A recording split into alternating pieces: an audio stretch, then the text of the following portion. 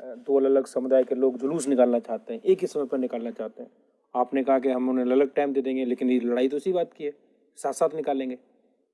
तो कैसे आप उसको हैंडल करेंगे ये बताइए। मैं आया हूँ, मेरे साथ एक और लोग आए हैं और मेरा टाइम तो वही है, मैं तो नहीं बदलने वाला।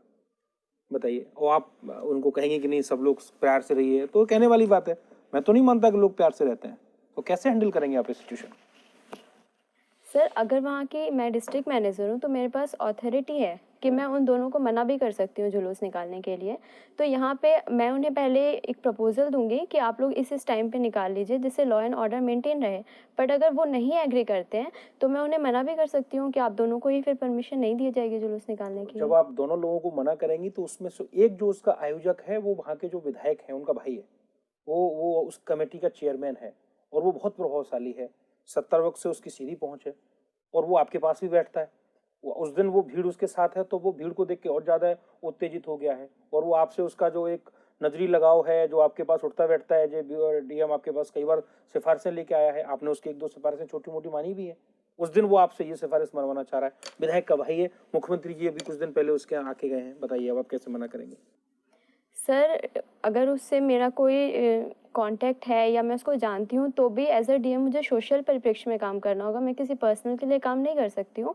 और अगर मुझ पे पॉलिटिकल प्रेशर आता है तो मैं विधायक जी को समझा भी सकती हूँ, कंडीशन से उन्हें बता भी सकती हूँ कि इस तरह की सिचुएशन है और अगर ऐसी कोई घटना एक साथ जुलूस निकाला जाता है तो यहाँ पे दंगे की स्थिति बन सकती है। और अगर फिर भी वो पॉलिटिकल प्रेशर बनाते हैं तो मैं डिनाई कर दूंगी कि अच्छा सर। चलिए, इसी में एक सिचुएशन और जोड़ते हैं। आपने उसको मना कर दिया, वो मान गया, लेकिन इन द मीन टाइम आपके जो मंडलायुक्त हैं, कमिश्नर हैं, जो आपसे 10 साल सीनियर हैं, उनका अगला रिंग आता है, कहता है नहीं इसमें जो दूसरा एक जो धर्म विशेष है उसको परमिशन नहीं देनी है और इनको परमिशन देनी है, इनको उसको टाल देना है। तो उस स्थिति में क्या करेंगे? वो तो आपको सीनियर है और वो आपको आदेश दे रहा है कि आप उनको उस पक्ष को दे दीजिए जो कि सत्ता पक्ष है, और जो दूसरा व्यक्ति है जो कि दूसरा धर्म विशेष का, उसको नहीं देना है या उसको टाल देना है कोई बहाना बना के।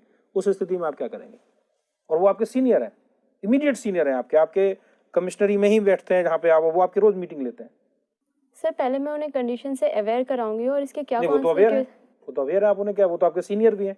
तो सर, मैं उनसे अपील करूंगी कि वो मुझे रिटर्न में लिख के दें और इसके जो भी कॉन्सिक्वेंसेज होंगे उसकी रिस्पॉन्सिबल फिर मैं नहीं होंगी।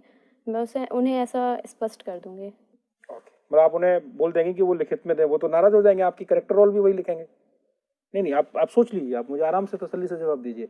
मैं ये कह रहा हूँ कि आपकी जो करेक्टर रोल है, जिसके आधार पे आपका अपना प्रमोशन डिपेंड करता है, वो उसको खराब कर देंगे। वो लिख देंगे कि she is a very poor officer and he will grade you between 1 to 4 marks which are very poor for your promotion purposes. Then what exactly will you do in that situation? Sir, मैं यही करूंगी, मैं उनसे return में लिखने को दूंगी और जो भी कॉन्सिक्वेंसेज होंगे उसके रिस्पॉन्सिबल फिर वही होंगे। और जो मेरा फीडबैक है ये मेरे काम पे डिपेंड करता है। इस तरह के पॉलिटिकल प्रेशर तो आते ही रहेंगे। अगर मैं हर समय झुकती हूँ और इसकी चिंता करती हूँ कि मेरा फीडबैक कैसा रहेगा तो ये तो मेरे लिए ही निगेटिव होगा। आपके लिए नेगेटिव होगा तो आप तैयार हैं, पुअर परफॉर्मेंस यस आपकी सर। होगी उसके लिए आप तैयार हैं?